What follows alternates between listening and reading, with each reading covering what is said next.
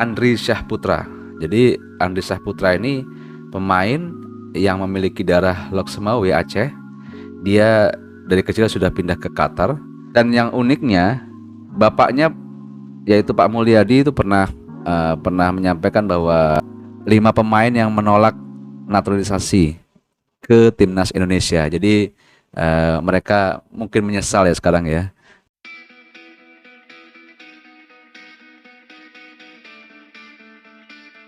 Assalamualaikum, jumpa lagi di channel Bangun Bola. Apa kabar friend? Insya Allah sehat selalu. Selamat datang di channel Bangun Bola. Apa kabar Anda semua? Dari Indonesia sampai Amerika, dari kutub selatan sampai kutub utara. Friend, kali ini saya akan membuat konten tentang pemain naturalisasi timnas Indonesia. Jadi ada beberapa pemain yang keturunan Indonesia ya, yang menolak bergabung di timnas. Jadi ternyata ada pemain keturunan Indonesia yang menolak bergabung di timnas Indonesia. Ada ya friend ya, dia tolak naturalisasi. Nah, siapa aja pemain itu? Ini saya ada 5 pemain yang menolak naturalisasi timnas Indonesia. Jadi kita lihat ya friend ya. Yang pertama adalah Andri Syahputra. Jadi Andri Syahputra ini pemain yang memiliki darah Loksemawe Aceh.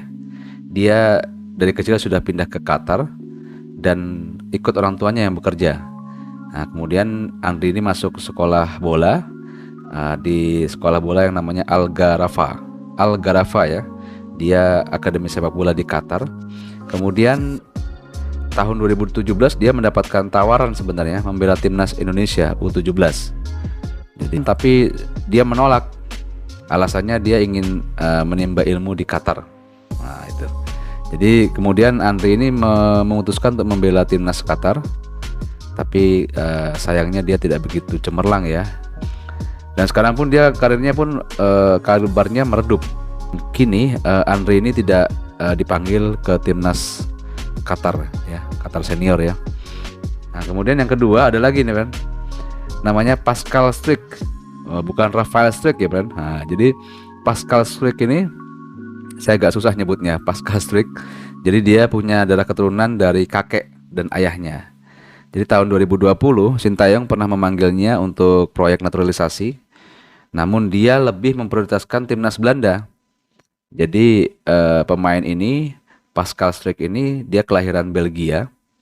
Dia sangat optimis waktu itu untuk membela timnas Belanda. Tapi ternyata dia gagal masuk ke timnas Belanda ya, tim Orange, dan karena kalah ya waktu itu, dengan kalah bersaing dengan Virgil van Dijk ya kan, Nathan Ake. Jadi dia kalah dan sampai saat ini kelihatannya dia belum pernah dipanggil di timnas Belanda. Kasihan ya Bran ya. Tapi ya itu memang resiko ya. Oke, itu tadi plan Pascal Struijk dan siapa Andri. Nah sekarang saya mau yang ketiga. Ini namanya Jordi Weerman. Betul nggak nih saya nyebutnya Jordi Weerman? Jadi Jordi ini pernah menolak naturalisasi. Nah, jadi waktu itu Weerman tidak tertarik ya dengan timnas Indonesia. Jadi Weerman ini dia kelahiran Den Haag. Jadi Weerman ini kelahiran Den Haag. Jadi jika melihat perkembangan Weerman sekarang, dia kelihatannya agak sulit untuk menembus timnas Belanda. Dia kalah dengan nama-nama seperti Tijani Reinders, Georginio Wijnaldum, ya kan. Jadi dia kalah. Kemudian yang keempat adalah Jayden Oosterwolde. Wah, saya agak sulit nyebutnya nih. Jayden Oosterwolde. Dia saat ini membela klub Turki, Fenerbahce. Dan dia pernah ditawari Sintayong ya, dia bek kiri dia nih, dan dia masuk dalam daftar naturalisasi dari Sintayong, tapi dia waktu itu menolak dan ya dia masih melihat peluang membela timnas Belanda waktu itu.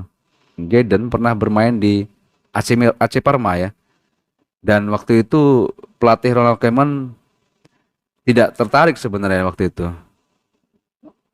Ronald Koeman ini pelatih Belanda waktu itu ya, dia tidak tertarik dengan pemain tersebut, dan lebih memilih Nathan Ake waktu itu.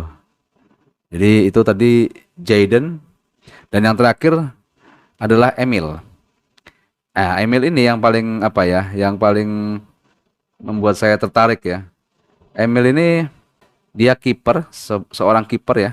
Nama lengkapnya Emil Audero Mulyadi. Nah, jadi dari namanya aja udah kelihatan ya, Mulyadi. Jadi dia pernah menolak naturalisasi untuk timnas Indonesia. Dia adalah kiper Inter Milan.